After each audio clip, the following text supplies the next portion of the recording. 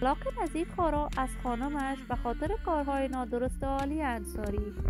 نشر آهنگ‌های جدید نظیر خارا در برنامه‌های عیدی، آهنگ ریمیکس عالی انصاری با نظیر خارا و نقد شدید دوباره عالی انصاری در صفحات مجازی.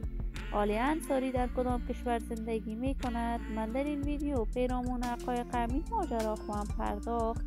پس در ادامه با کانال دنیا اینفو باشید.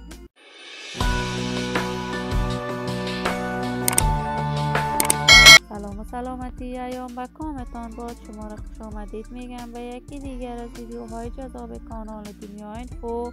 برای دوست شدن با این کانال علامت سابسکرایب را فشار بدید تا از ویدیوهای دیگر کانال دنیا اینفو هم آگاه شوید. نظیر خارا، هنرمند سابقه دار، یکی از صداهای شناخته شده در هنر موسیقی افغانستان، شهرت و محبوبیت خاص خودش را داشته است. نظیر خارا در سال 2005 مکتب موسیقی را در افغانستان ساخت و شاگردان و طرفداران خاص هنری خودش را داشت. شاگردان نظیر خارا به قله‌های موفقیت موسیقی در افغانستان رسیدند. یکی از شاگردان پر از افتخار نظیر خارا غزال عنایت بوده است.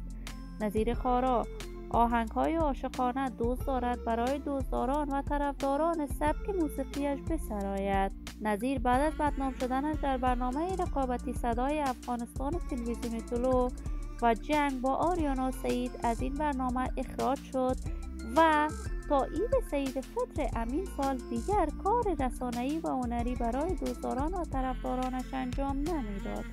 جدیداً نظیر خارا آهنگ‌های فراوانی برای دوستداران و طرفداران هنرش از طریق چینل یوتیوب باربود موزیک نشر کرده است که مورد حمایت و تشویق فراوانی قرار گرفته است، ولی آهنگش با عالی انصاری موجب ایجاد مشکلات و تنش خانوادگی شده است.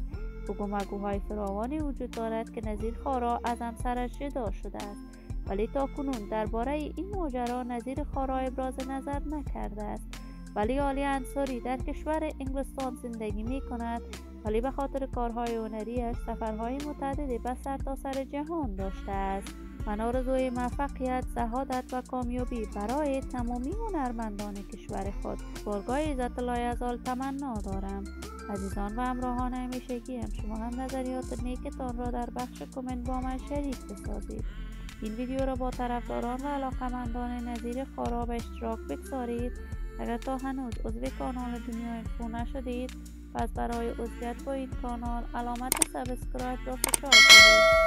صحت و سلامتی برای شما خوبان آرزو دارم. تا درودی دیگر همتان را به الله منان سپرده موفق و کامگار باشید.